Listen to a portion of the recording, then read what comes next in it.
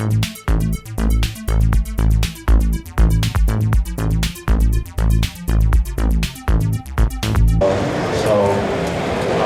quite exciting for me to be who I am today and have done what I've done. And in the very beginning, I used to look at the magazines and I used to, marvel at the guys with a lot of muscle, and I always thought they displayed a lot of power and, something in this, Superman type form. And I just wanted to look like that. I really wasn't sure how to do it, how to get there, and I think, a lot of you guys that read the magazines, it seems like it's such a far distance away when you see guys like myself and, other elite bodybuilders at this level. But, I was 12 years old when I picked up the magazine for the first time and saw a picture of a former Mr. Olympia at that time, and I said, wow, that's how I want to look. And I really didn't honestly start lifting weights until I was 18 years old. I started training in high school a little bit, for football team, but I really got into actually bodybuilding on my 18th birthday, which was in 1991. I joined the gym to, try to become, something that no one has. So, I learned through basically trial and error. We didn't have internet. I had magazines and I had pretty much the sight of people working out. I watched this guy work out in the gym, but I was that guy that went to the gym, and if there was every single leg machine, I was the guy that used every single leg machine, everything for chest. I totally overtrained myself in the beginning, but one thing I always did is I ate a lot of food. And I think, a lot of people ask me what it really takes to be at the level that I'm at nowadays, and I always tell them that nutrition is a huge, huge part of what I do. And what I mean by that is, I eat, every 2.5 to 3 hours a day.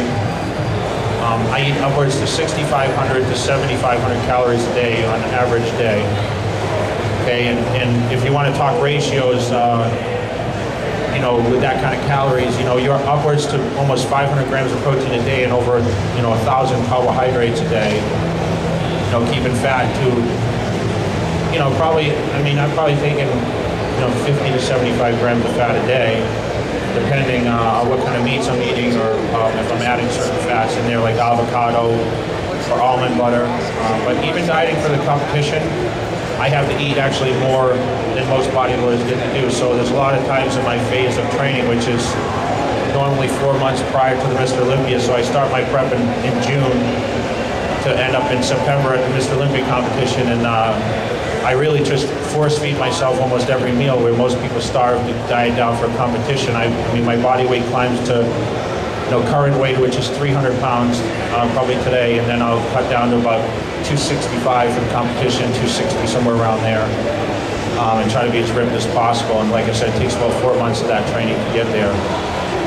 Right now, working on a 5-day-a-week schedule. I train 5 total days in 1 week, so I have 2 days that I actually rest. And usually I train 5 days in a row, and I take a day off, and then I start over again. So, I train every body part once every 5 to 7 days. And usually now, as I start to travel, I have to back off a little bit on how many days I train, because it's very difficult on days such as like today, where I don't get to eat the proper amount of calories. So it's really like trying to run a car and no gasoline. You can't go to the gym and work out if you're not eating the food. And I think that's the most misconception is, even today, a lot of people ask me, how many hours do you spend in the gym? Because they figure to have a physique like this, you must spend hours on end in the gym. And realistically, I spend a maximum of 2 hours a day inside the gym. And the rest of the day is spent in eating, sleeping, and prepping my body for the next workout. And what I try to tell people is, it's not actually the time that's spent daily, it's the years and years of training, because I've never stopped once.